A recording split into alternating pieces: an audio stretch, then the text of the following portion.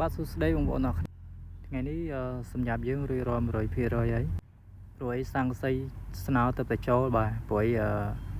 សង្កសីស្នោហ្នឹងយើងកំងយូរដែរពី3ថ្ងៃមកទៅបានដោយសារតិចតួចអញ្ចឹងយើងកំងរាំងយូរតិចហើយនេះសម្រាប់យើងគឺមើលពីខាងក្រោមទៅបាទហើយខាងក្បឿងហ្នឹងកន្លែងសម្រាប់កន្លែងចុងភៅគេដេកហើយកន្លែងសង្កសីស្នោនេះផ្ទះបាយហើយខាងក្រោយសង្កសីពលឺហ្នឹងគេសម្រាប់ដាក់ហាអីចឹងណាតាមពិតទៅការងារហ្នឹងត្រូវហើយយូរហើយប៉ុន្តែយើងនៅស្ទះឲ្យវ៉ាន់តិចតួចអញ្ចឹង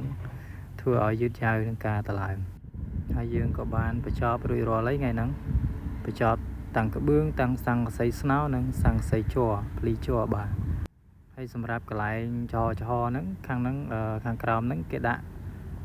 រៀបឥដ្ឋបងប្អូនគេរៀបឥដ្ឋធ្វើជាបន្ទប់ហើយនេះខ្ញុំបង្ហាញពីសង្កសីថ្លាភ្លីជ័របាទព្រោះអីកន្លែងហ្នឹងគេហាកៅអញ្ចឹងគេទៅការពលឺអញ្ចឹងសូមណែនាំបងប្អូនឲ្យមើលខាងលើវិញម្ដងបាទខាងលើនេះគឺ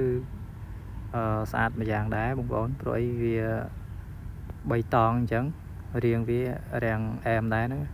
ហើយកន្លែងដែលយើងតហ្នឹងគឺមានខ្យល់ចេញចូលអញ្ចឹងវាអត់ហប់ទេតវនេះប្រក់ហើយគឺត្រជាក់បាទដោយសារយើងប្រក់ក្បឿងសង្កសីស្នោក៏វាអត់ក្តៅអាសង្កសីជ័រហ្នឹងគឺសម្រាប់ហាកៅអញ្ចឹងឲ្យពលឺចូលបានធម្មតាអញ្ចឹងណាអញ្ចឹងបើសិនជាបងប្អូនមានចំណាប់អារម្មណ៍ចង់តាក់ទងខាងសិប្បកម្មដៃយើងខ្ញុំអាចតាក់ទងមកលេខទូរស័ព្ទនៅលើអេក្រង់បាទ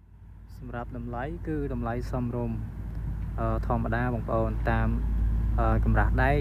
មាន3តម្លៃអញ្ចឹងណាបងប្អូនមានខ្ញុំកដាលនិងលេខ1អញ្ចឹងបងប្អូនអាចតាក់ទងមកបានហើយសម្រាប់បងប្អូនដែលចង់ធ្វើទ្វារបង្អួចអីក៏អាចតាក់ទងមកបានដែរបាទខាងយើងខ្ញុំមានធ្វើជូន